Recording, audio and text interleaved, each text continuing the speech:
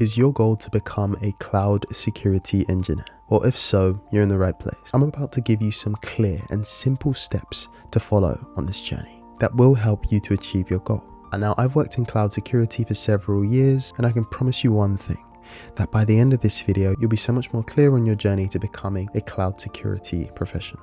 No fluff, let's get right into it. Now, the first step is the foundation. And these are the main areas where you'll need to get your foundations in order. General IT, and you can do this through the CompTIA A+ or the Google IT Support Certificate. I got my foundations here through the CompTIA A+. It was really helpful, really good for me, but it does cost a lot to take the CompTIA A+ exam, which not everyone can afford. And when you have to do multiple certifications, it might seem as if you might want to save that money for more certifications down the line that are beyond the foundations. So it is also a good idea to just do the courses for the CompTIA A+ and not actually take the certification. So you still get the knowledge, you just don't get the verification that you can pass the exam. And obviously you don't get the badge. And the Google IT Support Certificate is a cheaper option. You can get that on Coursera, starting with a free trial and then paying the monthly fee. Next is networking. I got the foundations of networking through the CompTIA A+, and that was enough for my foundations. Depending on your role in cloud security, when you get there,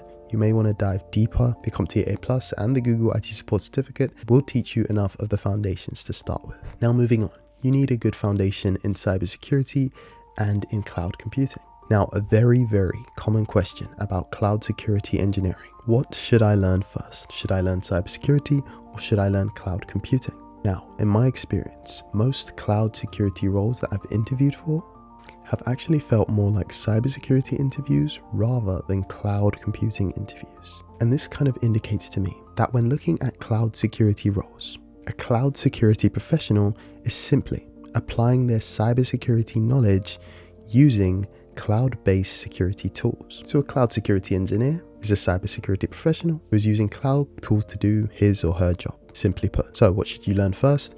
In my personal experience, I actually learned cloud first. This is just the path I went down. I started in cloud and then I ended up transitioning to cloud security.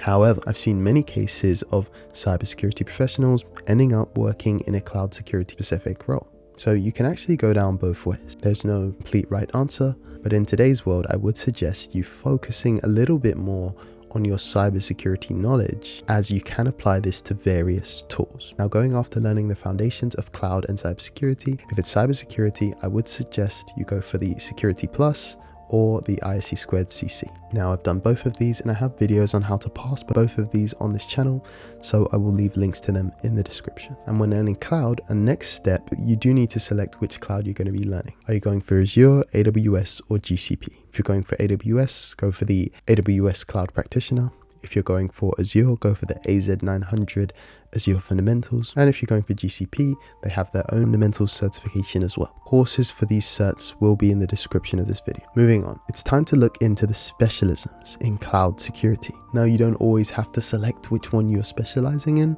but you do need to understand what the different areas are. Now, let me run through some of them. And your day-to-day role when you're working in cloud security will likely involve several of these niches and different aspects of what you're working on. The first one is IAM, which stands for Identity and Access Management. Now, IAM focuses on authentication and authorization. It essentially is the area of cloud security that manages the access to other resources. We look at this area as approving or denying who's allowed to do what. You've got threat detection and incident response. And I know what you're thinking. Isn't this a SOC role type of thing, incident response and threat detection?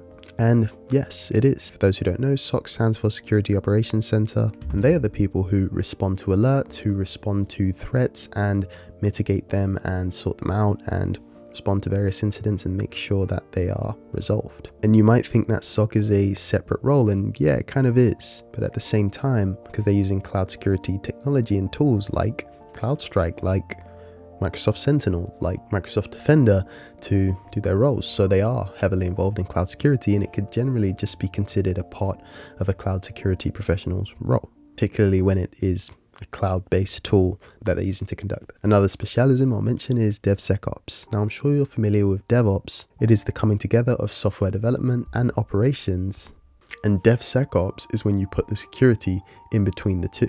So it is the implementation of security principles into the DevOps processes and pipelines. And then cloud network security is kind of in the name. It involves things like VPN security, firewalls, NSGs, that sort of thing. So I've given a short introduction to some of these specialisms, and I hope that gives you an idea into what you could likely be working on in those roles. Now that you've understood some of the specialisms, the next step is to learn some of the tools, some of these cloud-based security tools. And there are a lot of them. So it is on you to start looking at job descriptions, start looking at company websites and figuring out which of these tools are in demand. The more in demand they are, the more likely you are to be able to get a job in this area if you understand this thing. But at the same time, if you learn one cloud security tool and there is an alternate tool, the skills are very easily transferable between the two. For example, using a SIEM, a security information and events management system. If you start learning Splunk, start doing some tutorials with Splunk and figuring out how to use it,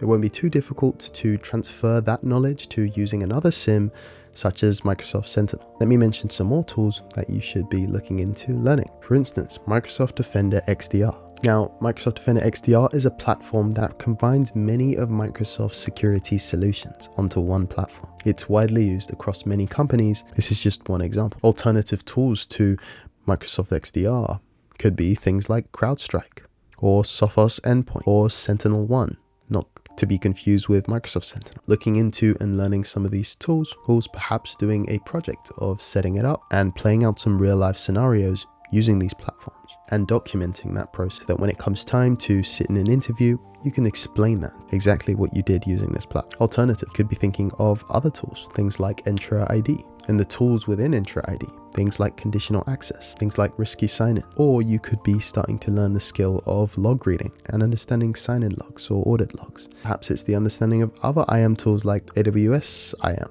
and the various features within it. Remember, at this stage, it's important not to just have the knowledge of these tools, but to have gone in and actually used them, done some tutorials on them, done some labs, and actually understand how these things work. Now, the next step is to learn a little bit about automation. Now, once you understand the manual processes, especially with repetitive tasks, the natural next step is to understand automation. And this is where infrastructure as code comes in. Now, generally, the tool that I speak about when it comes to this is Terraform. Terraform is cloud agnostic. It works with pretty much every cloud platform. If you're a Microsoft and Azure focused professional, then do look into Microsoft PowerShell. I'll leave some courses on these automation tools in the description of this video. Now, the next step in this roadmap is the fight for experience. And there's a reason I call this the fight. Now, as you know, when you're not working in this field, experience is hard to come by, particularly if you're coming from no experience at all.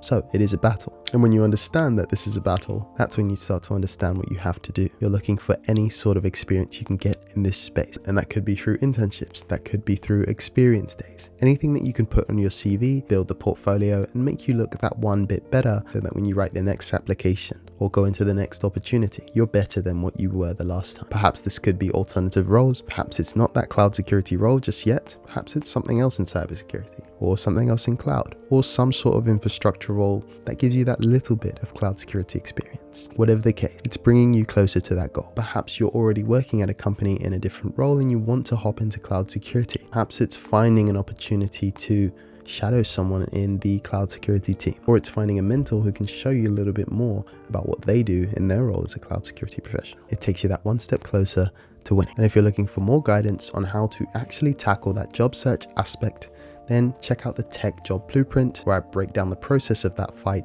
and how to get that next tech job. There'll be a link in the description to the Tech Job Blueprint, so check it out. If you enjoyed watching this video, then you're gonna love this video.